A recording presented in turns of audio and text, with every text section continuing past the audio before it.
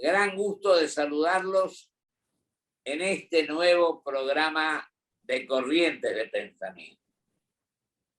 Y debo manifestar, como siempre lo hago, pero acá voy a ser sumamente breve porque todo el mundo conoce la magnífica trayectoria, la magnífica formación, doctor en Derecho, en Ciencias Económicas, secretario de Energía, presidente de IPF, etc.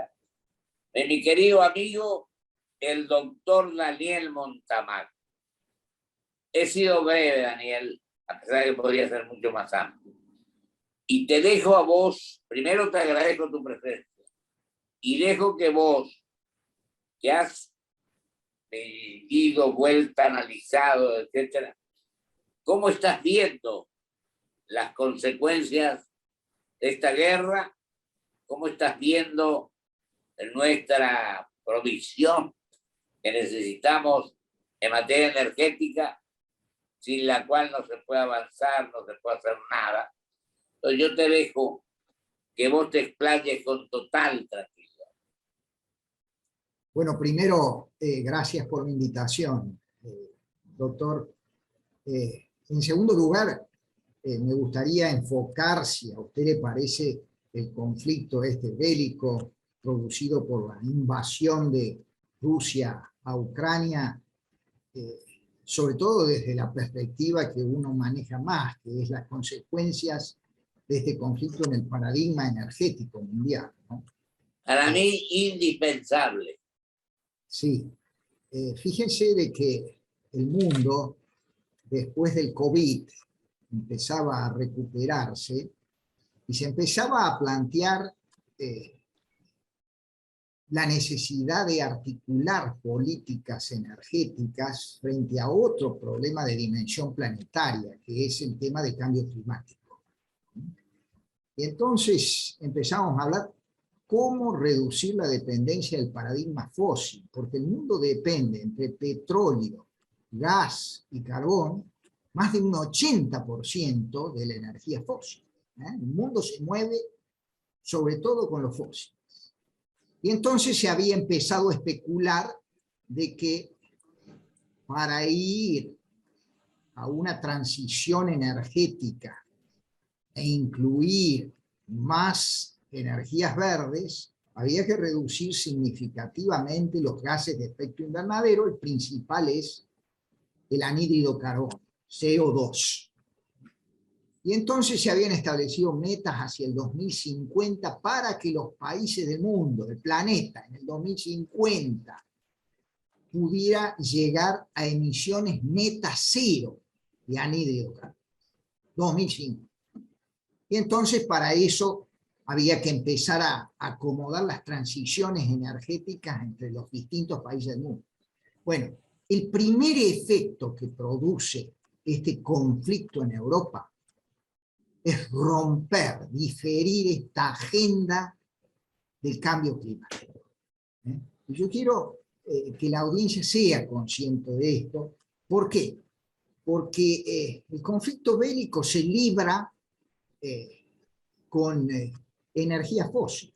Es decir, tanto la invasión de Rusia como la defensa de los ucranianos se mueve en base al petróleo y a los derivados. Es decir, que un conflicto bélico vuelve a establecer la preeminencia de esta energía fósil que era contaminante y de la cual teníamos que ir poco a poco tomando distancia. ¿Por qué la preeminencia de la energía fósil en un conflicto bélico? Porque primero, ya le dije, más del 80% del mundo se mueve con energía fósil. Segundo lugar, porque frente a un estado de necesidad que impone la guerra, la energía fósil es la más accesible, la más sustituible entre ellas y en términos relativos la más barata. Es decir, si no hay petróleo suficiente, vamos al gas natural. Y si el gas natural entra a tener problemas, acuérdese de que la Europa depende muchísimo de la importación del gas ruso, bueno, pasamos de nuevo a desarrollar carbón mineral. Pero se pierde la prioridad de las emanaciones de gases de efecto invernadero y se pierde la prioridad de esta transición energética que el mundo estaba. El segundo tema relevante es que es una guerra, doctor, donde uno de los actores es el principal productor de gas natural del mundo y el principal exportador, Rusia. Rusia también está entre los primeros actores de la producción petrolera mundial, Estados Unidos, Arabia Saudita y Rusia. Segundo lugar, Europa depende muchísimo de la provisión de energía de Rusia.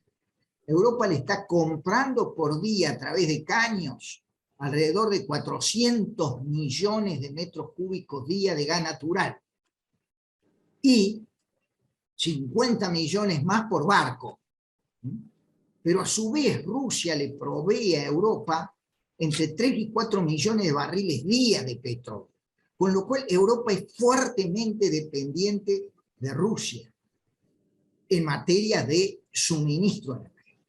Bueno, la tercera consecuencia de esto es por tratarse Rusia de un país que es potencia energética, por tratarse Europa de una región muy dependiente de la provisión energética que viene de Rusia, la guerra esta ha afectado los precios, tanto del petróleo como del gas natural. Ha disparado los precios para arriba y esto evidentemente que pega en todas las economías del mundo, por supuesto que también pega en la economía argentina. Y hay una cosa, Daniel, Estados Unidos, bueno, el embajador acá ha manifestado su apoyo a Argentina por aquella actitud. ¿Vos crees que eso es factible o es la mejor manera de expresar una idea donde se vincula a estos problemas la postura del embajador de Estados Unidos? Bueno, este es un tema. Y el sí. otro es, ¿cómo crees que va a ir quedando en el camino estas condiciones que son sumamente complicadas y desventajosas? En primer lugar, Argentina ha sido medio ambivalente respecto al conflicto bélico por una interna que tiene el gobierno, ¿no? Hay simpatía por un lado por el presidente de Rusia, Putin. Acuérdense que se destacó el apoyo especial que se subraya de él durante la cuarentena y el COVID por la provisión de esa vacuna. Y por el otro lado, es evidente que no se puede disimular, esto es una guerra de agresión, una invasión de un país a otro país soberano, rompiendo reglas del derecho internacional en la materia. Así que la situación del gobierno ha sido ambivalente, pero en materia de derechos humanos, el voto argentino se ha terminado alineando al voto de la mayoría de los países del mundo, condenar evidentemente la invasión esta por la crisis humanitaria y por los crímenes de guerra que se están produciendo ahí en Ucrania. En una guerra que se libra con las redes también. Antes no teníamos las redes y hoy podemos tener en tiempo real fotografías, escenas trágicas de lo que implica esta guerra.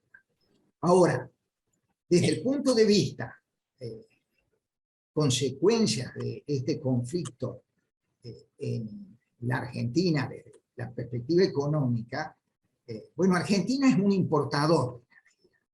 Es lamentable. Podríamos tener una balanza energética comercial superavitaria en materia energética, pero porque hemos repetido errores de política energética, la Argentina el año pasado tuvo un déficit de balanza comercial energética de alrededor de 700 millones de dólares. Este Ahora, año... yo una cosa, Daniel, ahí, perdón, disculpas, con la situación socioeconómica, con la producción, con lo que está pasando, lo mismo, o mejor dicho, ese no es uno de los motivos por los cuales nos queda resto en cuanto al tema del gas, del petróleo, etcétera, o es porque la producción que se está planteando produce lo necesario para tener los elementos precisos y necesarios de que la cosa siga saliendo así.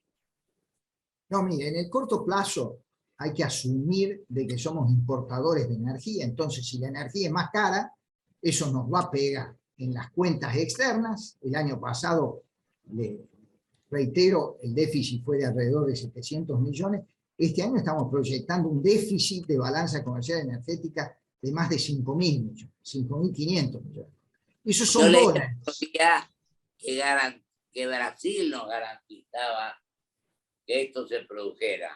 No, todo este armado de Brasil, Bolivia, atenúa la situación. La situación va a ser crítica, es crítica, la frazada energética es corta y vamos a tener un invierno complicado. Pero en el otro lugar donde está pegando los precios de esto de la energía es en las cuentas públicas.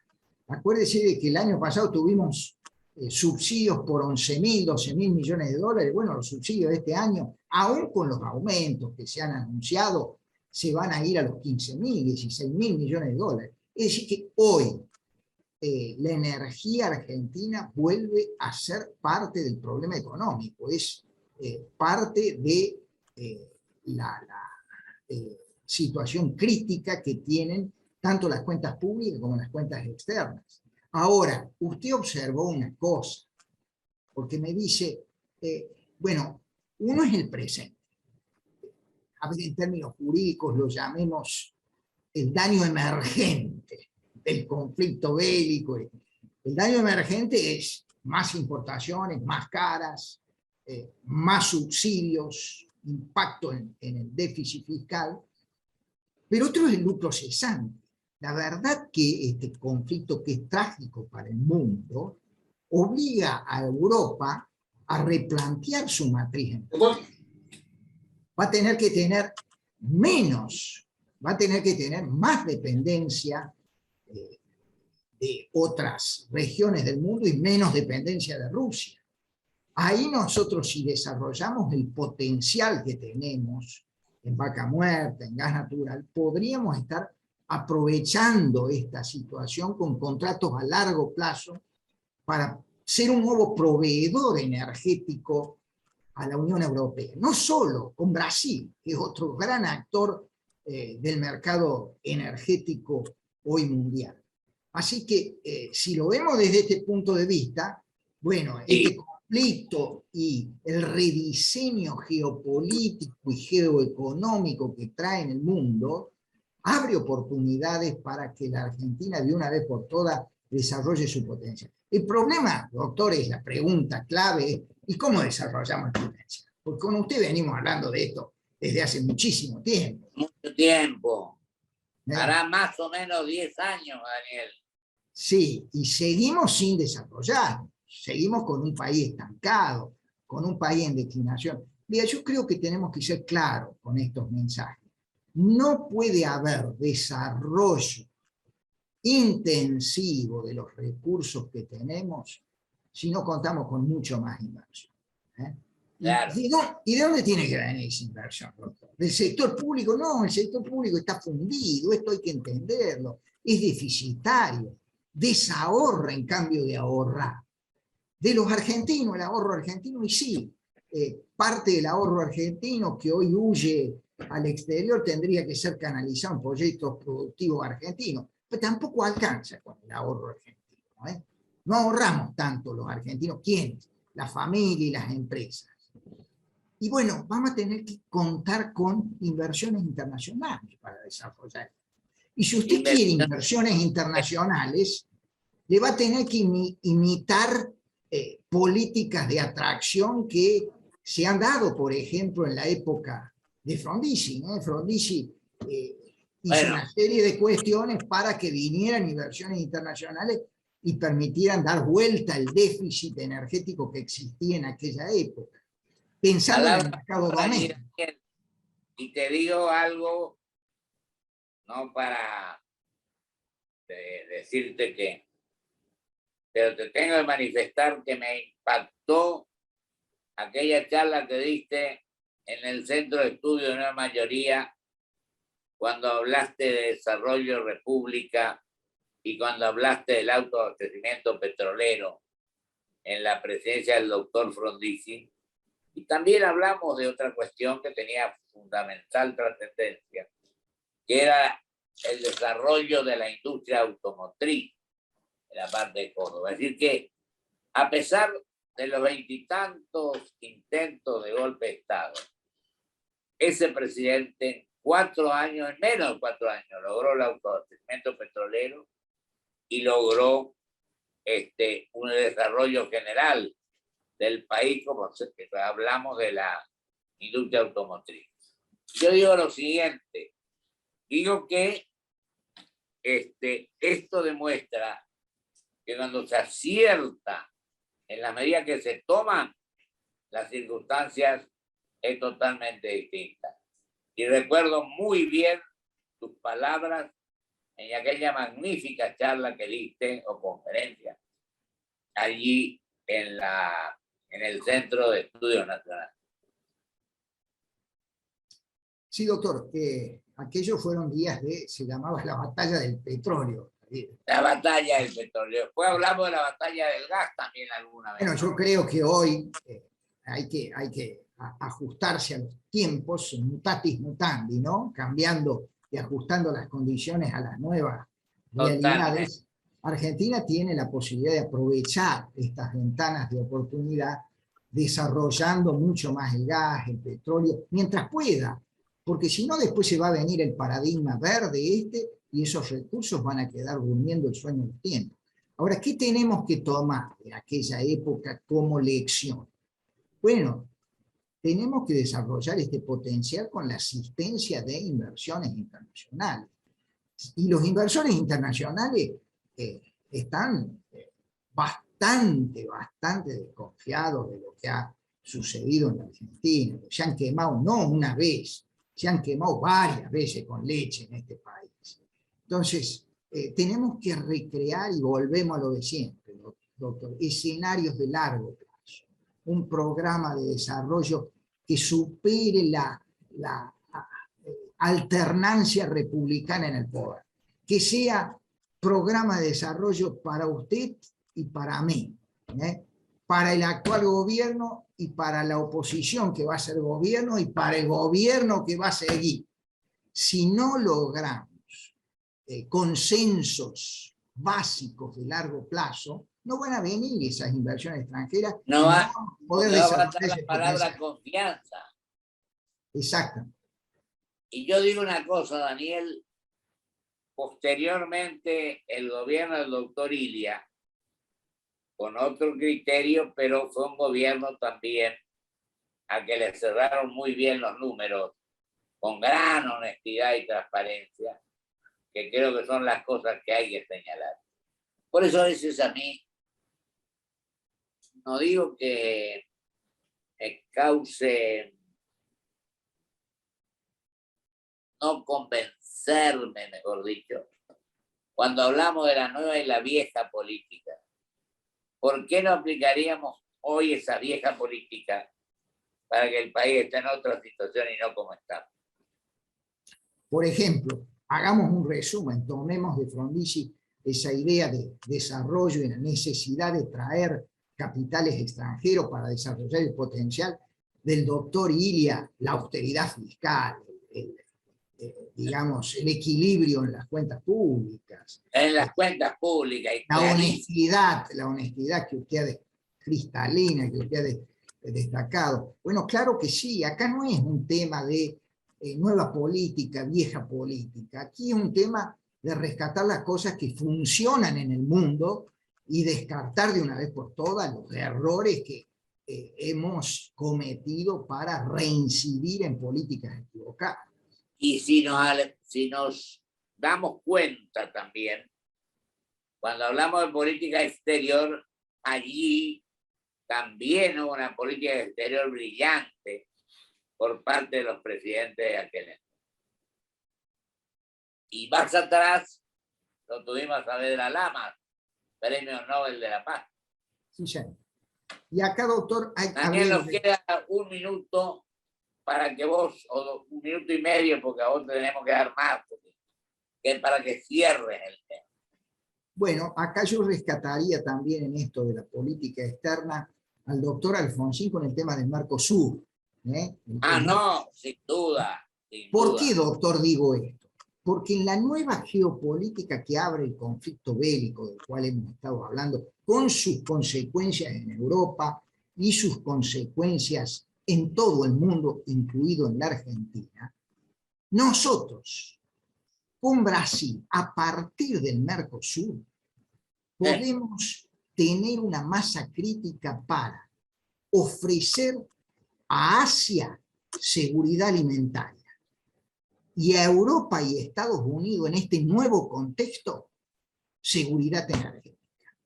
Así que en esto tenemos que replantear las relaciones internacionales para que la Argentina, después de tantas frustraciones, pueda aprovechar las oportunidades que se abren, pero no solo, con nuestros socios regionales. Y no le sacamos el provecho que tendríamos que haberle sacado. Yo te digo, pues tuve el honor con el doctor Barrio Arrechea, gobernador de Misiones, de que el presidente nos invitara en aquel momento cuando se empezó a lanzar el Mercosur del lado Fox de Iguazú, del lado brasileño, entre Sarney y el doctor Raúl Alfonsín. Sí, sí. Daniel, querido, un abrazo muy grande. Tenemos que seguir escuchando y hablando con vos. Eso es un estudioso permanente e ininterrumpido de estas cuestiones trascendentes para el país. Muchas gracias a usted, doctor. Saludos. Un abrazo muy grande. Un abrazo. Vamos a un corte y vuelvo con mis conclusiones.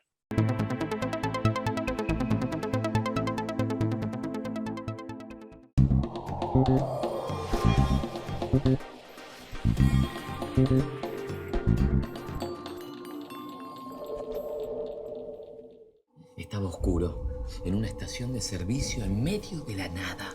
Le da las llaves al playero y le dice, llénalo. Especial. Los números en el surtidor comenzaron a descontrolarse. 2.000, 3.000, 3.900. Redondeo en 4.000. Su mano se dirigió a la billetera. No estaba ahí. Decime que tenía la app Galicia para pagar escaneando cualquier QR. Sí. Afortunadamente recordó que se había bajado la app Galicia en el celular. Galicia. Mujer bonita es la que lucha. Mujer bonita es la que emprende. Mujer bonita es la que acompaña tus sueños y esperanzas.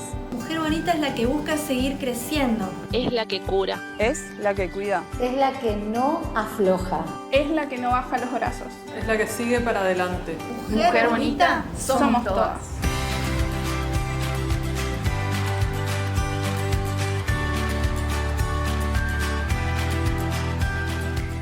Grupo Petersen, desde 1920, construyendo el país.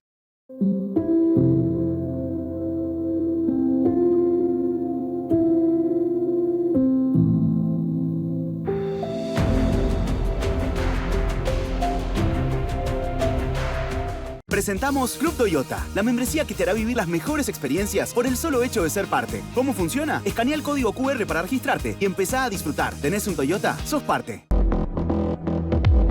Hola. Felicidades, mi nombre es Valeria, agente financiera del banco. Tengo el agrado de informarle que por ser cliente es beneficiario de un sorteo y ha ganado 10.000 pesos. Para poder acceder a tu premio, necesitamos que nos brindes tu CBU, número de tarjeta y clave de seguridad, así podemos hacer efectivo el depósito.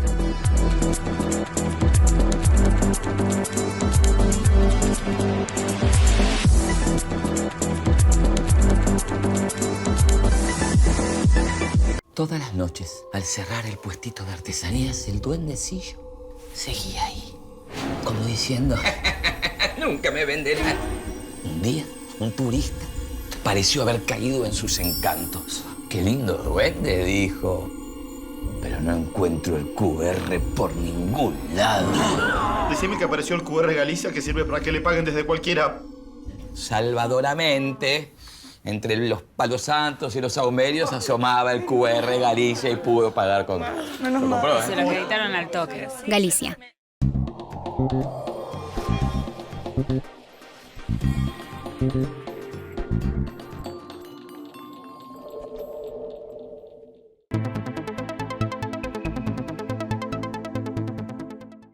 En estas conclusiones reitero y ratifico que hace más de 10 años que venimos conversando, que venimos evaluando y que venimos estudiando estos temas con mi querido y gran amigo, un hombre brillante como es el doctor Daniel Montamar.